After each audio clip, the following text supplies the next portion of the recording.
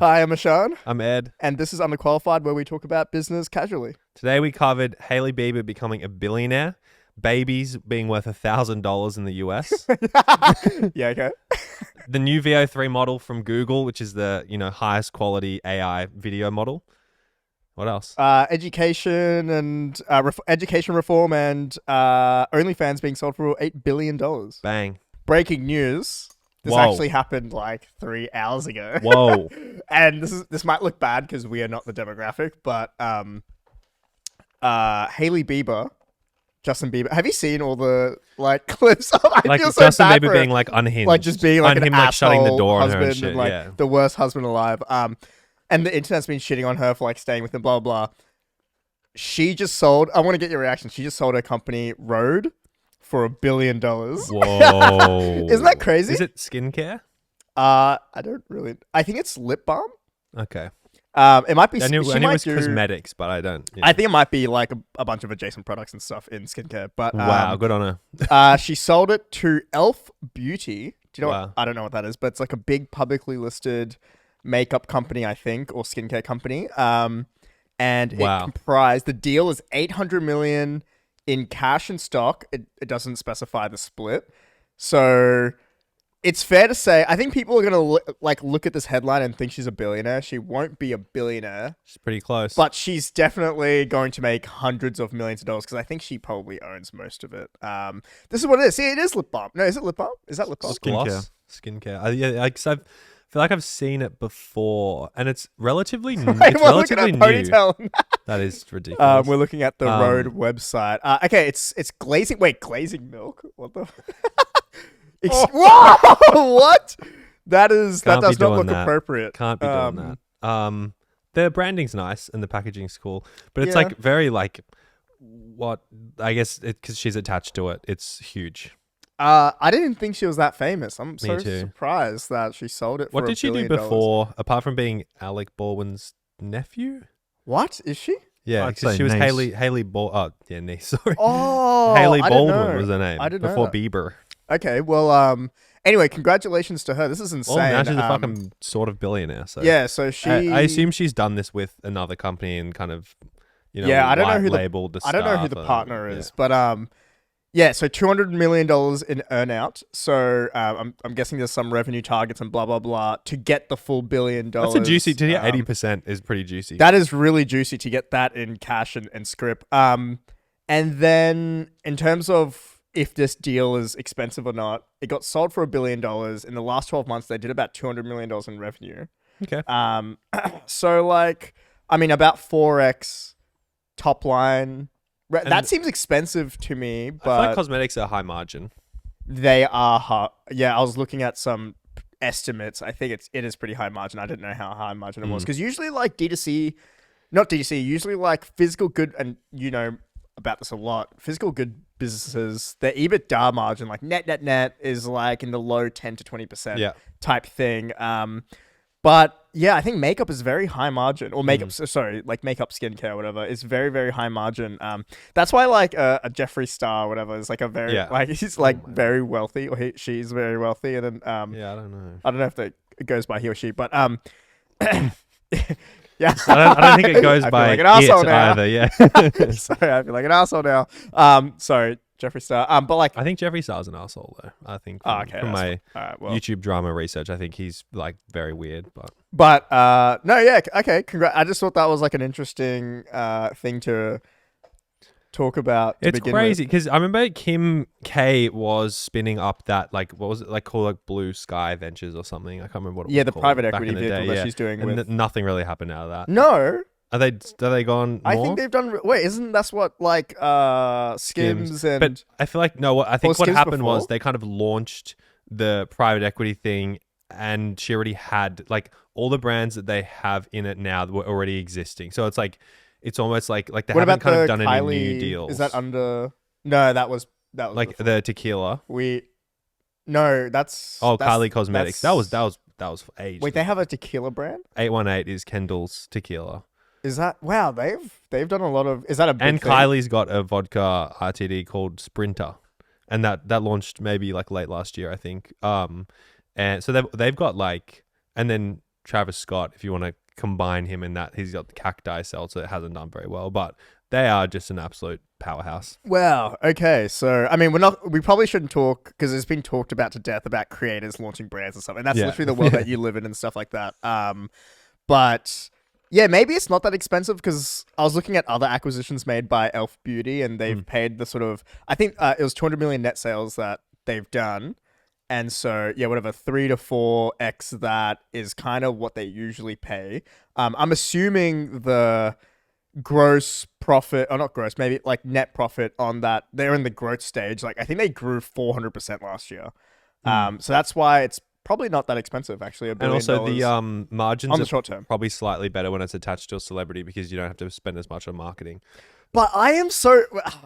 we probably need to invite like a woman on the podcast to talk about this because I thought Hailey Bieber was like Justin Bieber's like girlfriend that hasn't really done anything. She's a big influencer. Oh, sorry, though. wife. She's a big influencer. So no, but like usually to sell products, you need to have a cult-like following. And does she have a cult-like following? Yeah, I'd say so. Oh, really? I think with Does she have a personality? especially I'm like hating on her, but in the beauty space, I think it's like it's an aspirational thing, a lifestyle thing, and she sells that, and I think it works. Well, good on her then. I'm like trying to. I'm not trying to actively hate, but I'm like. But it's not as like genuine. I feel like as other kind of like product recommendations or whatever, like things that like really blow up as certain, skincare brand or whatever on TikTok. And like, I think like Drunk Elephant did really well and they are owned by this VC company called Velocity Made Good. And they just raised $1 billion to fund just CPG products. Wait, isn't this a massive dunk on Selena Gomez? Because doesn't Selena Gomez have a makeup company? And I've never is Hailey Bieber's one like more successful than Selena Gomez's? I haven't even heard of Selena Gomez. And they're Gomez. Rivals, right? Because Justin Bieber used to date Selena Gomez. Yes. And wow, that'd be... And she must be feeling Selena good. Gomez is one of the most followed Instagram accounts in the world, randomly. She's got 450 million followers. If you can believe that. I mean, she was like a Disney star, and people have. I don't know. Yeah, I don't. She's a singer as well. Like at least she does things. I don't know. Hailey Bieber. Maybe I just need to look more into Hailey Bieber. Yeah, but do some research. She must be feeling really good. This is like insane revenge because all I see all over my feed is like people don't like it. Justin Bieber just treating her. I'm laughing about it. It's sad, but it's like Justin Bieber treating her like shit. And he's like kind of dwindling. Like looks like he's launching a kind of like Yeezy style, like foamy, like colorful, weird. I've seen 3D printed shit. No, it's like a new version of Drew where it's like weird glasses and shoes and like slides and stuff, and it's very Yeezy coded. And he's like, trying to be like a fashion guy now. And I'm like, what? Like, I'm not sure about it. Drew, I think did really well, but now he's got some kind of new brand he's spinning up. Well, I don't know. It's just like teasing it. Yeah. Okay. I'm not a huge fan of that. But no. Okay. Congratulations to Hailey Bieber.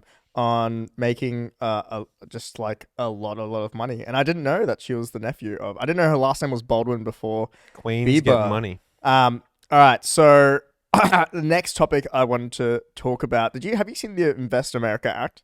No. About that? It's about I think it's being passed in a bigger bill, but for every newborn and starting from 2026, they're going to invest $1,000 in the S&P 500, and it's locked until they're 18, and then it'll be fully like unlocked, or like it'll be partially unlocked when they're 18 and fully unlocked when they're 35. The government gives you $1,000. So the government will, and I actually think this is a really good idea, especially with like AI and all this like doomsday stuff coming on, but. Yeah, so it starts with $1,000. Obviously, if you put $1,000 in the S&P 500, which is the index for like American companies, and it's just over the long term, it's just going like this. And so by the time you're 18, I'm gonna make up numbers. I'm assuming it's 10x. I think more, maybe like 10, 20x. Yeah. It'll be $20,000 when you're 18, and you'll partially get some access to that. And I think by the time you're 35, that's gonna be like $100,000 or $150,000. Maybe it's like a house, house. Yeah, house deposit or something like that you get for free just being born in America. I don't know. I thought that was pretty interesting that it looks like it's being passed. I don't know the full details because we don't do research. It looks like it's actually happening. It just feels like something. We should do that in Australia. It feels like something out of like the 50s. You know what I mean? Like it feels like it's something that you would do after a war to like, you know, reinvigorate. You know, we need more workers, and you know, like yeah, let's you know, make America great again. That whole thing. It's like seems like a very simple, crazy idea. It's like it's sort of logical. I can see some. Yeah. I can see some like absolute faults in it. Like what? Yeah. What do you if think the faults are? Well, like people having children when they potentially can't actually afford it. And not understanding maybe the technicalities of like you don't get the $1,000 to have a kid. It's like it's got to wait 18 years. Yeah. I think that could be an issue, and then obviously heaps of issues around like people having children and not being able to like look after them and all that kind of stuff. Oh, you're saying like they're incentivizing like to keep Hicks children to just have like 10 children kids, so then they can become millionaires Yeah. and then take the money. Yeah, I'm sure there's probably like some safeguards. Like I'm assuming if they're doing this, they're thinking of people like abusing it. And like ideally it works in like a kind of really nice way where it's like you get some support after 18 years and you know kids get, you know, maybe some money for their college fund and all that kind of stuff. But yeah, I do see it where it's like you're incentivizing like maybe like lower income people to have more children, which might actually be more of a burden on them and lower their quality of life. And then, I mean, don't they already run into this issue with like the welfare system when they give money for like each baby or and whatever? Like foster children, like foster homes, you get money per kid. So what happens is like you'll have like 9 kids in a house because that, you know, 9 times whatever the payment is, and then like they all get neglected and whatever else, but the people like, you know, the parents get more money. I saw some big like issue, but replies to the comments to this announcement, and some people were like, you know, people were half and half. There were some people saying that the money should be, I guess, at a high level only can be allocated towards things like education and blah blah blah.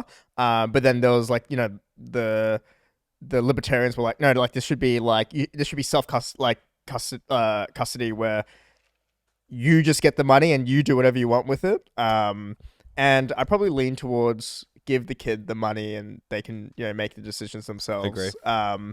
But yeah, no, I just thought that was kind of like we should be kind of doing that in Australia rather than.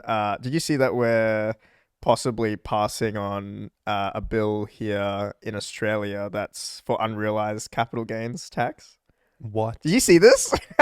And I'm affected by it. I'm like fucked by it. Yeah. I'm really fucked by it. Well, I hate capital gains tax anyway. So unrealized is crazy. Yeah. So to explain that to people, and this is like, I guess, I mean, somewhat related.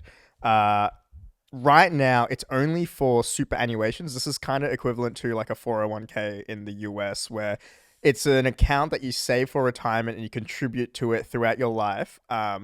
And it's mandatory for your paycheck. 10%. Yeah, it's mandatory. And what Australia is going to do, and like I have mixed opinions on it. I think it's very controversial.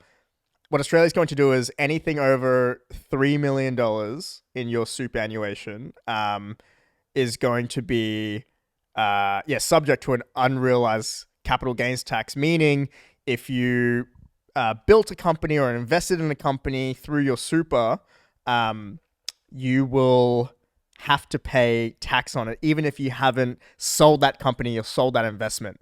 And so you have to come. Wait, is that like awesome? Yeah, it's like green. Is that like magic? Yeah. And so there's some implications of this. The reason why I'm an edge case because I've made an investment that's done well. Not in super though, right? I've done like a combination of because it's super and tax personal stuff like efficient this. to have it. It's a tax efficient vehicle to invest. And it's over the threshold. So yeah, it's like you have to fork out money that you don't have to pay tax on, and there's so it doesn't cascading just effects. come out of your super. No, there's cascading effects Yeah. of this. You have to somehow sell the asset. A lot of people building startups or investing in startups and high growth companies, they're not liquid. No. They're private businesses that you have to wait, 5, 7, 10 years for them to be liquid. And they're not actually making heaps of money while that's happening. Yeah, and so look, unrealized capital gains tax, just as an idea, I'm anti. Me too. And I think anyone that invests or builds companies and builds value, generates value through capital gains, you'd be very much against this, because this just stifles people wanting to build any value, because you're forced to sell the thing you're working on, which things take time to build and grow and realize.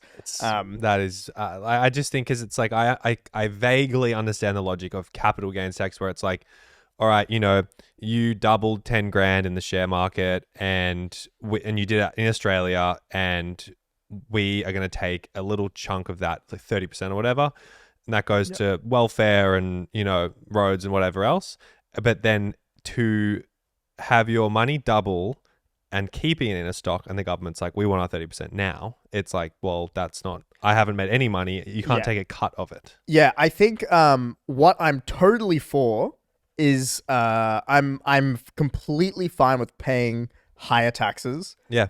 I'm completely fine with that. I don't mind paying higher taxes. And what I don't mind is that this only applies to people that have over $3 million in their super. Like, I'm kind of fine with that. I don't think that's super. Like, the counter argument, and the reason why Labor's pushing for this, is that nobody, super's meant for people to make money and then retire with a modest amount of money. And over the past, whatever, let's say decades, that this rule has been enacted, where you can invest money through your super and have it's a tax efficient vehicle. People have, like, no, I don't want to say the word exploited, but they kind of have exploited it, where they're making a bunch of money in their super, and you could just invest else. You don't have to invest in your super, just do it personal through a business or whatever. Super, right? Right now it's 15% tax. If you hold it for more than 12 months, it's 10% tax. It is tax free up until Versus like 1.6 million. If let's say you're earning more than 100 grand, you pay 45% capital gains, or hold it for a year and you pay 22.5. So you're effectively doubling. Your effective tax rate is halved. Is halved. And so I'm an edge case where I'm affected, but I actually don't mind. I can see that logic of people not wanting to let wealthy people just make more and more money in their super.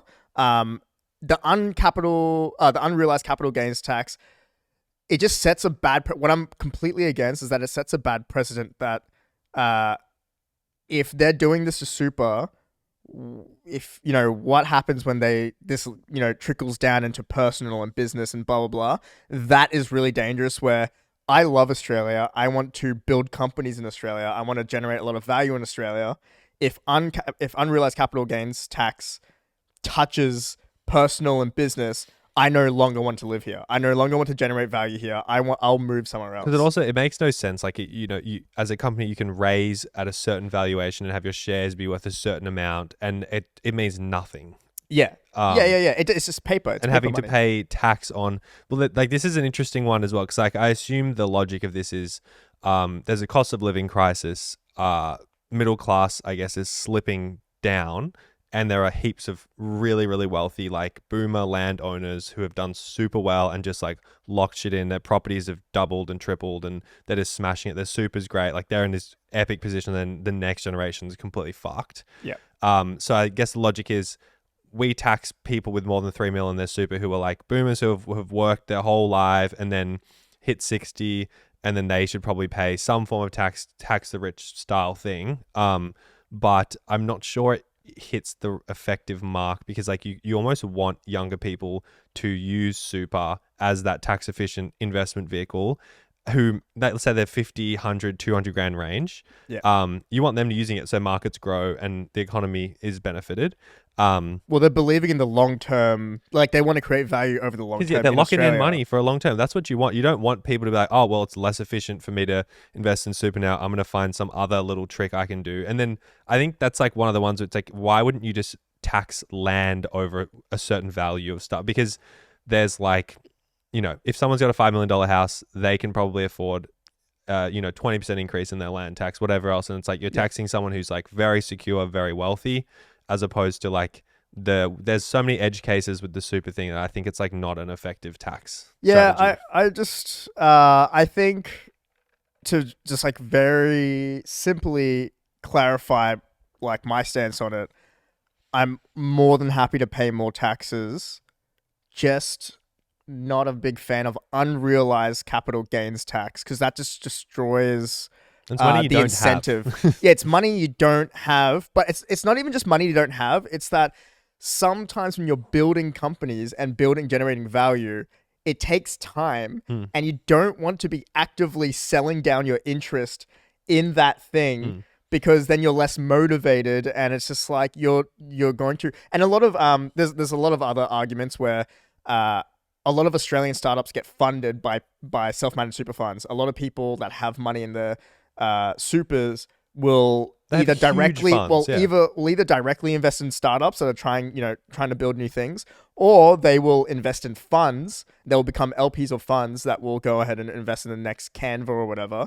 And you completely destroy that incentive. It will fuck up the super industry. And I guess it actually doesn't matter because you'll just be like, all right, super's not effective anymore. I'm just going to invest normally.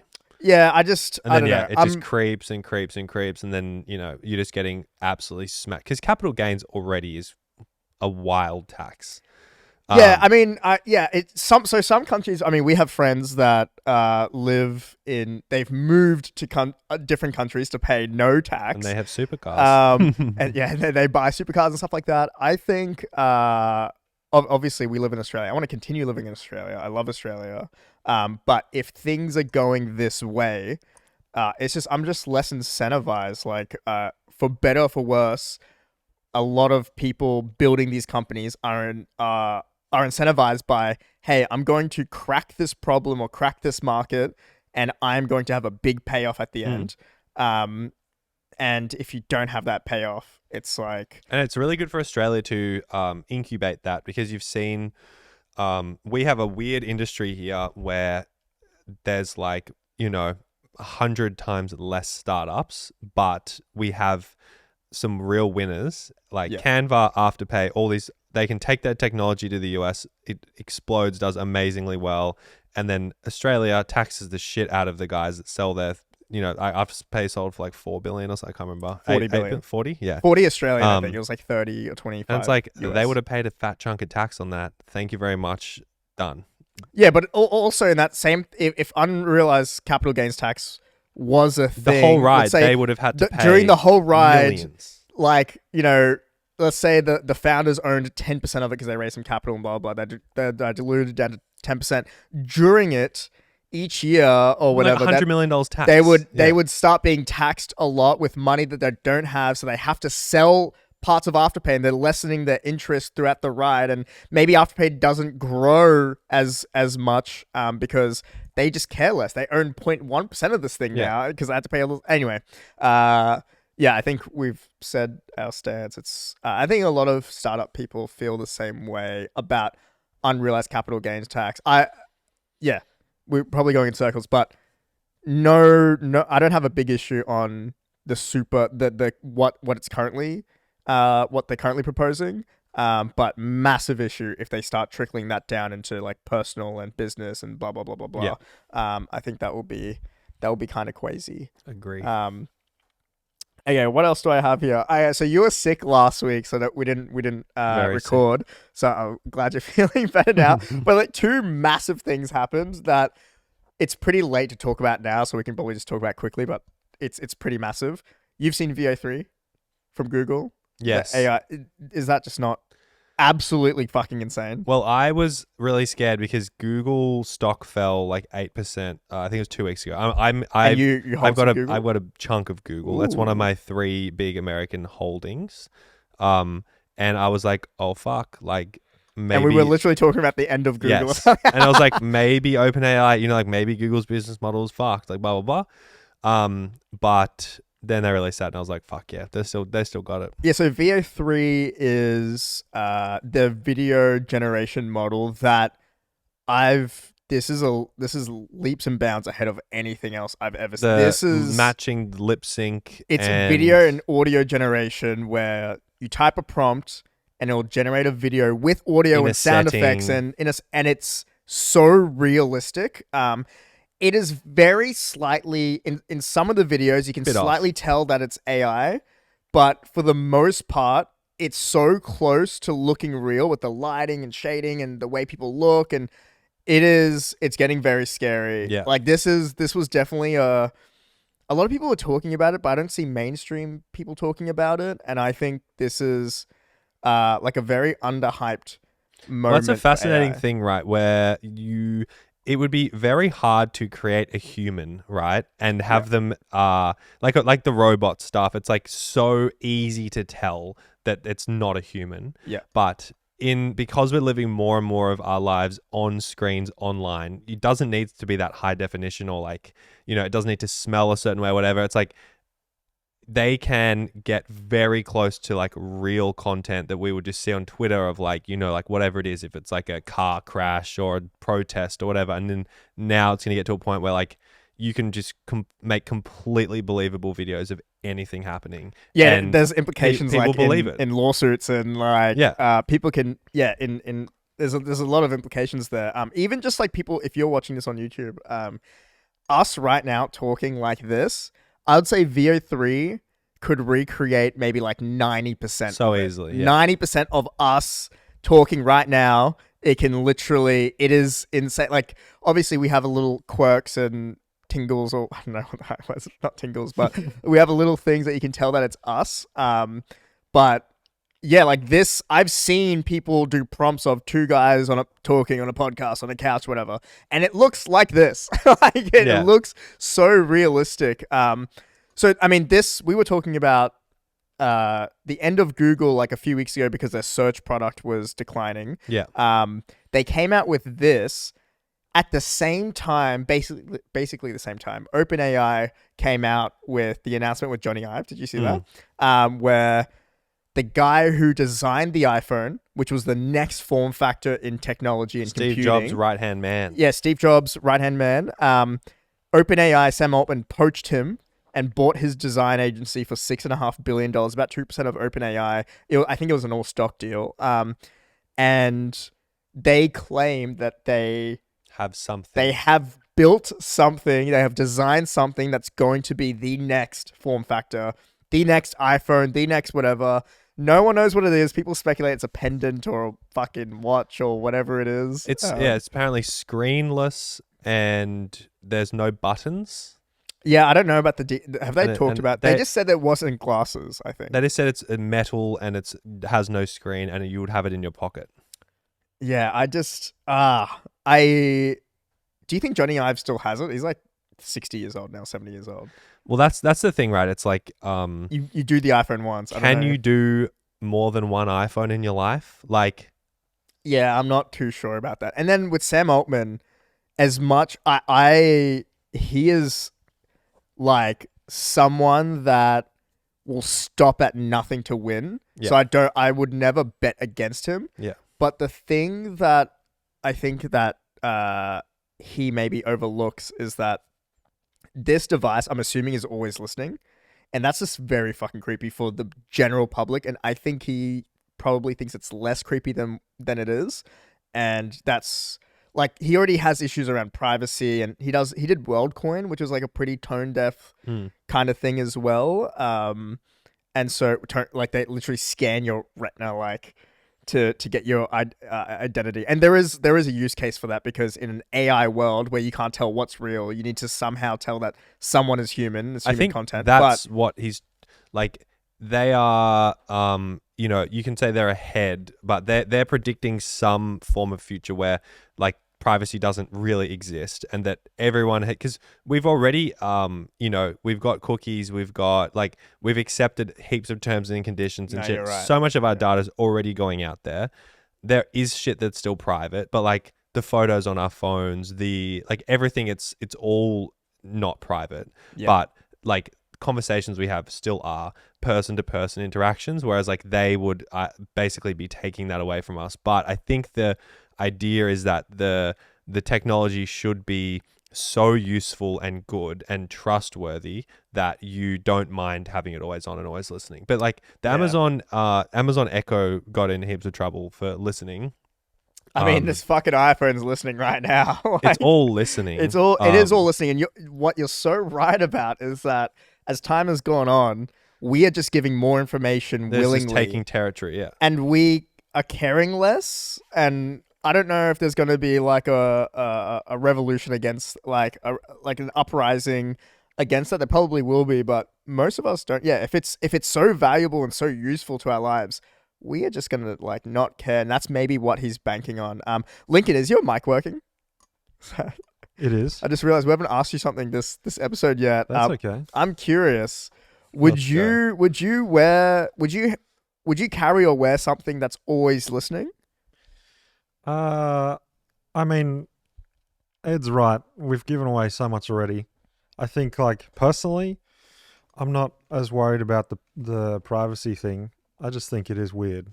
And like I want convenience, but on my own terms. I want this thing like shoving it in my face. What if like, you know how, you'll talk to one of your friends or something and you set them aside and you're talking about something so private, and you see their thing just there, like, doesn't this like disrupt a lot of like just natural dynamics? How does that work with consent, right? If you consent to your thing listening all the time, but we're talking, how does that? I'm like, hey, can you turn that off for a second so we can talk? Like, how does that fucking work? I don't. And we have my business partner wears a fucking pendant that's always listening, and I don't know if he actually wears it every day to the office, but he was wearing it at dinner and stuff like that, and we gave him shit for it because I'm like, this is creepy. Like, turn it off. And his rebuttal was he was like, I was in a call, I was in a meeting, and then I asked my ChatGPT thing. It's not ChatGPT, but whatever. I think it's literally just called Pendant. But he asked the chat box, hey, in this meeting, like at 3 p.m., what did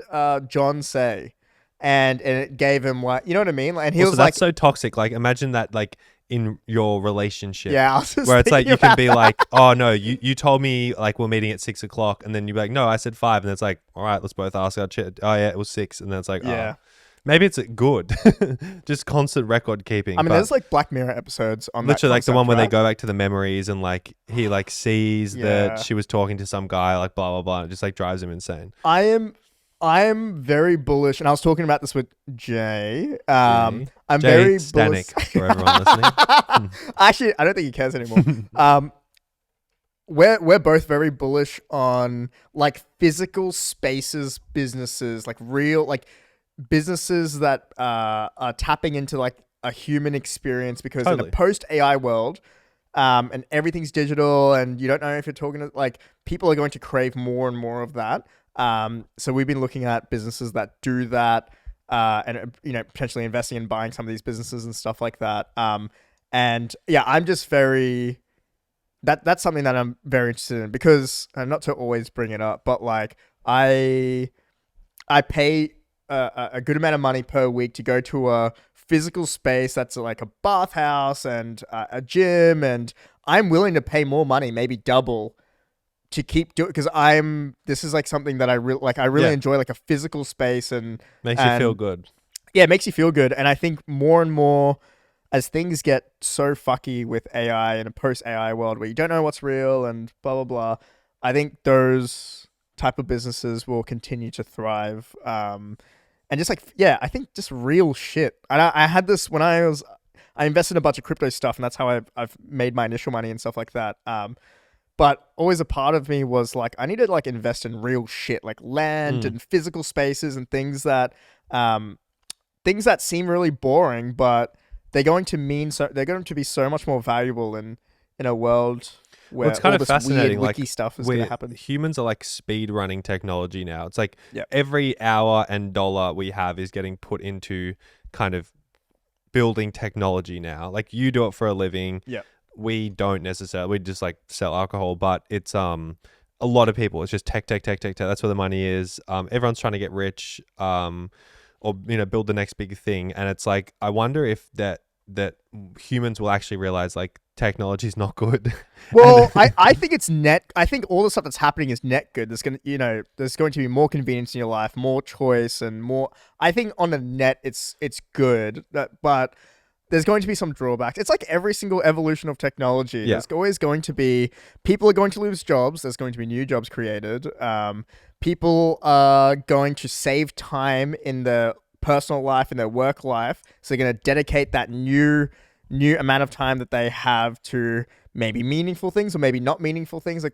Life is full of trade-offs. It's very balanced, isn't it? And I think it's more net positive. And I remember when let's say Facebook, for instance, when they initially started, they're like, we're connecting the world. This is a net benefit thing. And then Chamath came out 10 years later going actually, I think Facebook was a net negative thing. Because it's eating disorders, mental health problems, all just I guess you really accelerated. Don't know, yeah. I'd like to hope that it's all net positive, but maybe it's not. Maybe it is. Maybe you're right. Maybe it is I'm not negative. sure where it lands, but it's, and then that's maybe not a thing of the technology itself. It's who is using it and how vulnerable we are as just grown up monkeys to using this this thing that really just hacks our reflexes and that's why bringing it back to the physical things, it's there's technology doesn't really make you feel good. You can play video games and it's you're addicted to it and it's feeding dopamine, that. Yeah. It feels good,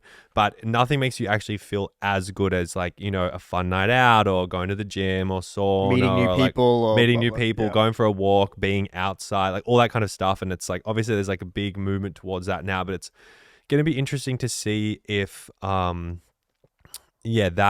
what side kind of whether it's just AI VR goggle life dystopia thing, or this kind of life where we have way more free time and we spend more time in nature and doing things we like and earning more money, using the technology as our kind of slave as opposed to us being a slave to it. Yeah, no, that's well put. I think I think with all the physical spaces stuff, it does need to be democratized where my example is actually pretty expensive and a normal person can't really afford that stuff. And that's a very dark future. Is not an enjoyable experience. Yeah, that's a really dark future if only wealthy people can experience this stuff. Basic shit. Yeah. It is, I don't know if you've seen Ready Player One where they live in RVs and they're the poor people can't afford the luxuries of just normal real life. So that's pretty scary to think about. But to wrap up the whole Sam Altman, Jony Ive new product and Google VO, everything is moving extremely fast and just trillions of dollars. Ago, I remember at the start of Revolt, we were looking at, what was the first OpenAI product called? DALL-E. Yeah, we were wow, this is crazy. And it would just came out 2 years ago. It would make a shitty painting of a dog, right? Yeah. And then now it's able to do most things. I saw a video of a dog walking around a house and going out to the street and an ice cream truck coming by that was generated in VO3. When I watched it, I thought it was real. Yeah. I thought it was completely real. And again, it's you give that a year of more learning and more data, it's terrifying. I think, AI is accelerating at an insane pace. I've got a massive trail on the internet of, I've been really into AI since I was 14, 15. I used to go on forums and talk a lot about AI. If you go on hotcopper.com, I don't know if it's still, about Hot Copper, look up Mr. Silicon Valley. That's me. So that's when I'm 15, 16. I have thousands of posts talking about AI. And it's so weird that, we're finally at the precipice. What I thought was going to happen maybe 5 years earlier is happening now. And it feels really weird that this is happening. I think most people are unprepared and I think most people have no clue. And that things like VO3 and maybe what Sam Altman and Jony Ive are up to, it's going to It's a question of is it going to I think people are going to get hit by a train. Is it going to completely redefine the schooling system and 100% how people work and the structure of our weeks and all that kind of stuff? It's will the workday halve and will how will this all work, and then how will it integrate with actual policy and because we've got a really old system of traditional things going on in politics and schools and everything, and then also this like extremely fast moving, like crazy technology, and those two are very disconnected. Obviously, you've got Trumpy being best friends with Sam Altman, and that's like potentially. I don't know if he's best friends, but yeah, he's definitely like they're doing stuff together. Yeah, it's scary because I think education has to be completely like rethought, and like rewired. Like it's the way that the school system that is like very legacy, like you said, and will not at all fit into how kids will learn, and the way that kids are taught now. That system was set up for a previous generation where you should be reading these textbooks and memorizing things and regurgitate. That I think schools need to teach children how to learn, not like what to learn or like those tasks. Like it's obviously the same argument, like, oh, calculator exists, I don't need to learn, arithmetic, like whatever else. Yeah. But it will be a fascinating thing of like whether they start teaching you how to prompt GPTs. You know what I mean? It's like how to like use it as a tool as opposed to like, because I remember when I was at uni, AI wasn't really around, and then now it's like you can't use it. I could not imagine being in school with ChatGPT now. It'd just be cracked. It's it's insane. I think work, education, even like if schools were not just a place to learn about like subjects, like math, sciences, blah blah, and history, but I think history would be really important for kids to learn, but also about how to be like a actual like decent, nice human being and relationships and social situations. Like I think school should play more of a role in how to develop like an earnest, well thought out adult. But it's everything's accelerating. I cannot. Well, because there's wait to see what there's heaps of holes in the school system. Like the one classic is just like if you took 3 months off, let's say you were sick or something as a kid, take 3 months off or 2 months off, and you miss a chunk of curriculum, you might not learn how to do long division or something. And it's like that is so key to like the rest of it. Yeah.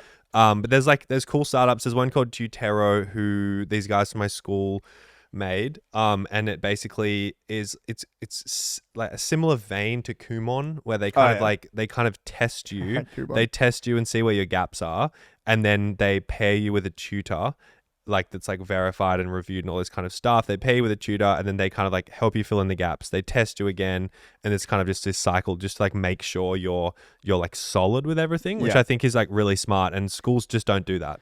Yeah, I'm not a big fan of just like repetition in schooling system. Yes. Like I just don't think that's not a skill set that you need in this world. Being able to do things quickly in your head. I think kids just need to know how to learn.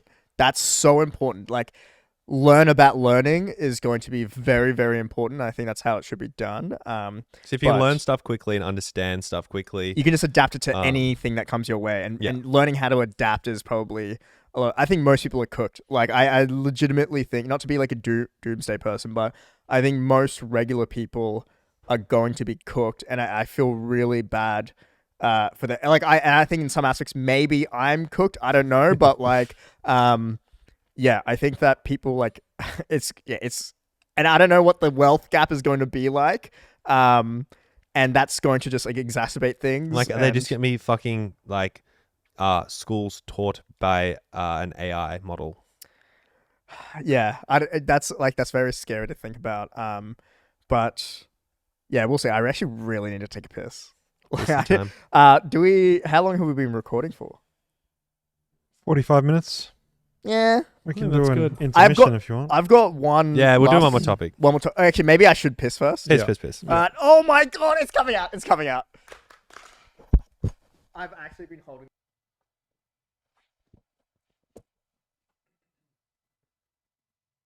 Yeah, it's hot. Taking things with this all over it, and then wait. And Frank took one. Oh, you motherfuckers! You motherfuckers! Oh my god! You cocksucker! I cannot. How did you fall for that?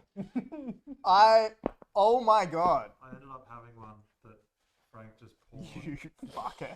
Frank just poured the hot sauce on, and that one kind of fucked me up. That's why I had to go to the They toilet. put this fucking hot sauce on my coffee, and now my throat is burning. All right, last topic. Because now my throat is actually burning now. Shut up. Last topic. Apparently, OnlyFans is selling for $8 billion. And did you see fucking what's the rapper's name? Not NBA Youngboy. The other guy who's like crazy. He's like a flat earther and shit. He's like a vegan. No, I don't know who you're talking about. He offered $25,000 cash for OnlyFans. That's kind of funny. Yeah, it's cheeky. Yeah. Any thoughts about that? I feel like 8 that's billion? cheap. It's cheap. I think they did $8 billion in revenue Yeah. last year, so it's 1x multiple. But it is a sin True. slash There's the Vice Vice. business. Obviously, I run a. I'm part of a sin slash Me Vice too. business gambling, and we're actually horrible people. Now that I think about it. Yeah. And usually when you run a business like this that is to do with like alcohol, gambling, sex, or something like that, you have a depressed multiple. Fucking depressing, I'll tell you that for So you could actually, is alcohol really impacted by? No, I it's feel not like that gambling and because sex alcohol is is but so not alcohol. like common, and there's also like there's heaps of like I feel like is the gambling like especially crypto gambling's gambling bad. Gambling's is it established enough where there are gambling VCs? There are. It's just not that vibrant of a community, and Alcohol's similar. the multiple that we would be looking at for our business, because it's a crypto betting thing. It's like you're looking at, I don't know, one. Usually it's like one, maybe less than one to like 1.5, 2, blah blah blah of top line. But obviously it's different when there's different aspects. Like if you're very fast growing and Yeah. blah blah blah, which we're probably the fastest in the world. So our business is a little bit different, but yeah, gambling has that. OnlyFans, I guess they're getting priced at 1 times last 12 months revenue, which It's just like a dude, right? I think one guy owns like most of it. Wow, he's gonna literally make $8 billion. That is insane for doing something for the past 5 years where He made it's not very novel. It's a site that you can fucking host there's videos a lot of competitors on. now as well. Fansly. I'm so surprised OnlyFans is still a thing. I think it's because they had first mover advantage, Yeah. and then kind of from there it feels like the first OnlyFans girl set the kind of like the tech stack of an OnlyFans girl is like you want to use OnlyFans and you use like PayPal and you use this and you use that, and that's like these are the technologies they use. Yeah. And then all the others trying to copy that first successful model are like, oh, what platform do we use? OnlyFans, that's got the best rate, whatever it is, and then they just like it just copies from there. And then because everyone's on it, all the customers are on it, and it's like a network effect. And then whereas all the other ones, like they kind of, I guess, I don't know how they I don't know how Fansly's competing. I think all they do is they just offer big deals to people that are on OnlyFans to take them To switch back. over, yeah, got it. I mean, if you're the owner of OnlyFans, you have, since you're a sin business, you have a few less options for an exit. Meaning you either keep running this business and whatever cash you make, you dividend it out to yourself, which he has been doing, and he's been literally Printing. making hundreds of millions of dollars a year in his bank account. Or you sell it to an acquirer. I'm surprised that there probably is a limited amount of acquirers for this type of business. They have clauses. Well, also it's just like 8 billion is a big number, and then they have to be. It's usually probably like private equity firms or whatever that would buy a sin business like this to try and like juice up the money and make more and blah blah blah.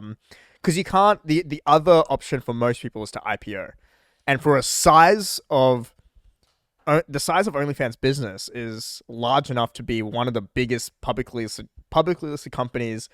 Definitely in Australia, probably literally like, top 20, top 30. In America, probably like, top 100 or something like that on the NASDAQ or something. Like $8 billion in revenue. And I think they probably make $4 or $5 billion in profit or something like that. I think because the sin but they can't do that. clause, They can't IPO. that's why Barstool got that's how Dave was able to buy it back for $1 because they had like sports betting within their company, which meant that they counted as like a sin acquisition, which I believe NBC or Disney, whoever bought Couldn't. the company that bought Barstool, they couldn't own Barstool. That is weird because doesn't Disney own ESPN? Yeah, And then like I guess just a that's just a network. sports media thing, but betting is so ingrained in sport. Well, that's but- a whole other topic. Oh, We yeah, can no, cover that sorry. next There's week, a thing called ESPN Bet. They have a betting brand. Disney has a betting brand. If Yeah. Disney owns ESPN. I don't know because how ESPN it, Bet I don't is know a- how it went, and then that's a whole fucking thing about sports betting in the US now, which is crazy. But yeah, OnlyFans is, and then it's also like, yeah, if you're buying that, like, it's probably a lot of skeletons in the closet, like a lot of illegal shit on there that's like not Ooh. actually like how the moderation works. And Did you read about Scale AI co-founder? You know the woman Lucy Gao or something? Do you know her? She is the youngest self-made billionaire woman in the world, or maybe in America. She co-founded Scale AI with Alex, Yeah, who is currently the youngest billionaire in the world. was his name Alexander Wang or something? Yeah, Alexander Wang. What a great name. Not to be Um, confused for Alexander Wang, the designer. The designer, yeah.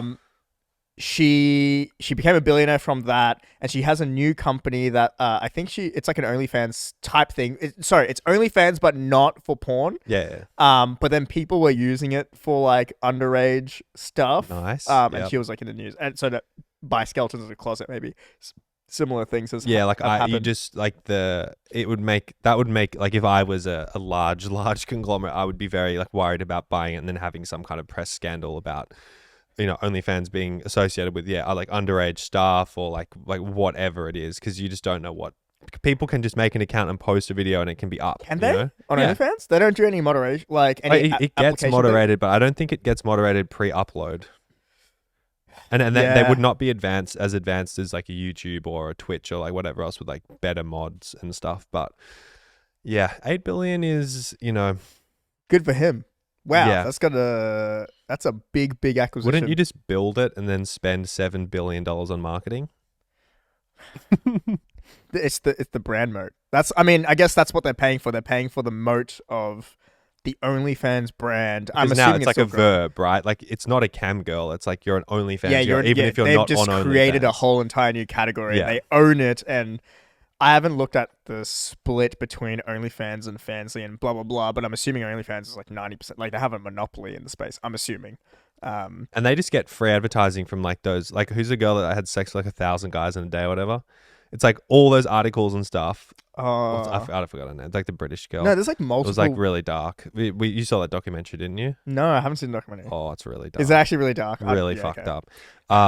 Yeah, it's really dark. But OnlyFans, it's just like all the headline. It's like the girl's name, and then it's like OnlyFans star. So they just get all this free PR Yeah, from yeah, people yeah, doing you're right, you're heinous right. shit on their platform. Even if they're not an OnlyFans star, I bet PR would just put OnlyFans yeah, in their title. like at 'cause the that's Daily what Mail or gets something, clicked. it's just like OnlyFans star found dead, or like whatever it is. Like What an incredible fucking that's a brand moat. Like that's worth it's like yeah. controversial, and I don't know. It's like you know, my parents know what OnlyFans is. I like, feel bad for the guy that actually started it, and he's like, I'm sure he's made millions or tens of millions, but he sold it like pretty early oh. to an entrepreneur in the adult space, and that's the guy that's going to like that guy was maybe already worth a couple $100 million, and now he's going to be worth like $10 billion. And the guy who actually started it is walking away with, not to be greedy or something, and he wouldn't be able to take it to where the guy that bought it took it to, but. Anyway. That's like the Victoria's Secret thing. Like, dude sold for like 10 mil and then killed himself because the other Yeah, guy. he jumped off the Golden Gate Bridge or something. Yeah, because he like, you know, he's like, oh, I could have turned it into this much. And it's like, dude, you did pretty well. How much did he actually make? Like 10 mil or something. It was like a chunky amount of money. Oh, well. Pretty dark. Anyway, my lips are burning. Thanks for listening. No, my lips are actually burning because these motherfuckers fed me hot sauce on my coffee. Wait, were you here when that happened? Anyway, thanks for listening. Do you have anything else? Do you want to say? No. I think But it's weekly episodes. Yeah, we'll get back Worst to it. business podcast on earth. Yeah. And Terrible. keep on listening. It's actually terrible. It's been going pretty well. Oh. You know, we've been getting a couple hundred views and just like ticking There's a away. couple hundred listens and stuff like that. Yeah. Well, hopefully we'll keep doing it, and if we're not sick, we will do it We'll weekly. do it again. All right, Lincoln, do you want to say bye as well? Bye bye. All right, see ya.